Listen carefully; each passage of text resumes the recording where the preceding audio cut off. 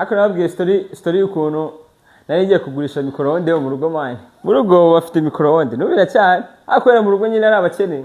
Micro-onde kintu twari dufite gushyushya mama sambusa. Ndagizira nabuze igishoro ndavuga ariko ubundi nyine buri gishoro depressika kwicira gukora trading. None nangiye kubona najya kujya nimba nicaye muri salon. Nkareba inzu yose, inzu yacu nakiteye karabasasu na parafilimo ibitsinga by'imiriro kubibonaho binyura hose. Nkareba muri inzu niki kirimo nagurisha kugira byuze mbone igishoro cyo gushyira muri forex. Icyo nabonye nagurisha micro-onde. Micro-onde yo muri rugo kintu bayikoreshaga bagabishiriramo muri micro-onde abaga habitsemo imfunguzo abitse nk'umuntu ushaka guhisha nk'akantu tuvuge niba nkamera ashaka guhisha phone wa petit frère ngo batayikoresha yataga ajya kuyibika muri micro-onde.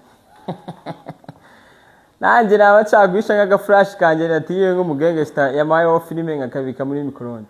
Nanjye ndavuga rero iriya micro-onde n'ubundi nta kintu bayikoresha hano mu rugo reka ngenzegere umumere mubwiye yimenye igurisha.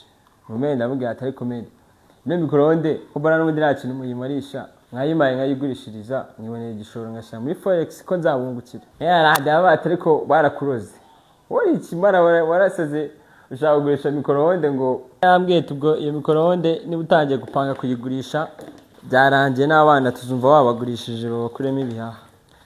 Ndavuga ati wapi meni njyewe nyamara wemeye nkayigurisha wemeye micro-onde nkayigurisha nabona igishoro kandi nakunguka kubera ko muri trading nyine iyo wamenye iyo wabonye iyo wabikuje inshuro imwe uba wumva byoroshye kugira ukorera amafaranga kandi bari babigoye.